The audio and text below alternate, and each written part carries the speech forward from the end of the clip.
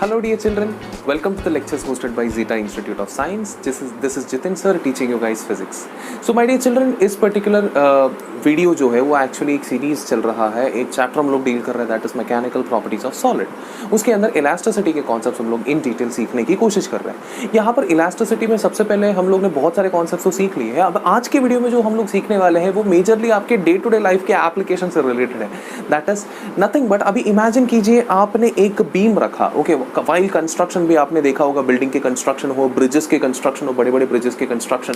तो क्या होता है, अभी बड़े बड़े बीम्स ऐसे लगाते हैं वो, ओके, ये बीम्स लगाते हैं।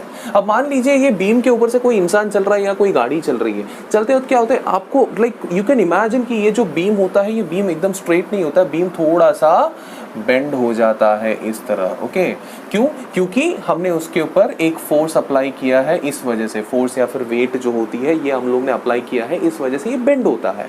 अब ये जो प्रोसेस ऑफ बेंडिंग है ये ना ही लॉन्जिट्यूडनल स्ट्रेस या स्ट्रेन के कैटेगरी में आता है, नहीं तो वॉल्यूम स्ट्रेस या स्ट्रेन के कैटेगरी में भी नहीं आता है, नहीं तो शेयरिंग का भी कैटेगरी हम लोग ने सीखा ना, बेस फिक्स रखना, एक सर्टेन पैटर्न हम लोग ने सीखा, वो पैटर्न में भी नहीं आता। लेंथ चेंज होता है क्या इसका? यस, चेंज होता है। वॉल्यूम चेंज होता है क्या? डेफिनेटली चेंज होता है। शेप चेंज होता है क्या? चेंज होता है। देखा जाएगा तो तीनों चीजें हो रही हैं यहाँ पर, ऐसा नहीं कि कोई एक ही चीजें हो रही है।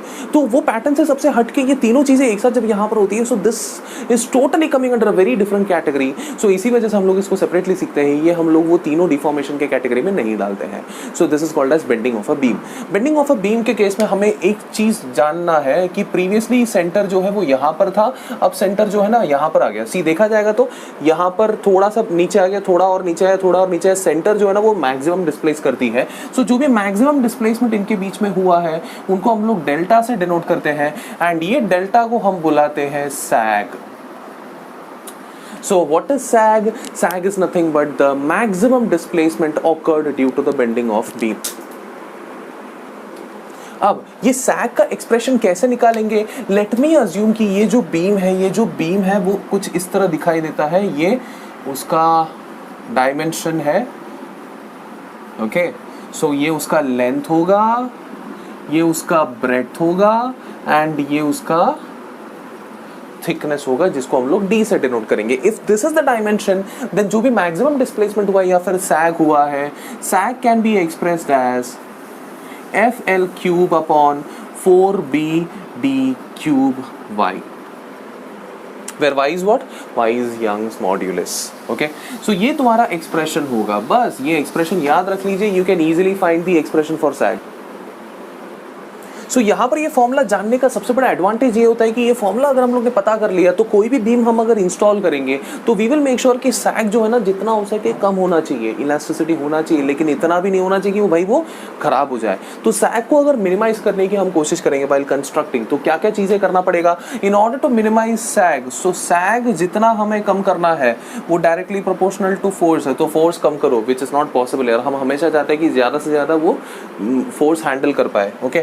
फिर क्या कर सकते हैं, सैग अगर कम करना हो हम लेंथ को कम कर सकते हैं, दैट इज वन पॉसिबिलिटी, ठीक है। हम सोचेंगे ठीक है भाई सैग और लेंथ दोनों डायरेक्टली प्रोपोर्शनल है तो लेंथ को जितना हो सके कम रखे। लेकिन अगर आप लेंथ को कम नहीं कर सकते हैं फिर क्या कर सकते हैं? दूसरा ऑप्शन सैग को कम करने के लिए दूसरा ऑप्शन होगा ब्रेड्थ को बढ़ा सकते हैं, it is inversely proportional to breadth. So breadth को जितना हो सके बढ़ाओ उतना भी सैग कम हो जाएगा, that can be done actually, okay, that is also possible way. तीसरा मेथड क्या है, डेप्थ जो है ना, मतलब थिकनेस जो है ना उसको जितना हो सके बढ़ाओ, क्योंकि दे आर इनवर्सली प्रोपोर्शनल, है कि नहीं। सो डेप्थ को जितना हो सके बढ़ाओ तो भी हम लोग सैग को कम कर सकते हैं, वो भी अच्छी बात है यार। उसके अलावा चौथा ऑप्शन यंग्स मॉडुलस को भी जितना हो सके बढ़ाओ। तो ये चीजें अगर हम लोग करेंगे तो सैग को जितना हो सके हम लोग मिनिमाइज कर सकते हैं, जीरो तो नहीं कर सकते बट जितना हो सके कम कर सकते हैं, ताकि हमारा जो बीम है वो लंबे समय तक टिके, लंबे समय तक वेट को हैंडल कर पाए, okay. So in this video हम लोग ने क्या सीखा? सैग के बारे में सीखा। I will give you way, please make a note on it.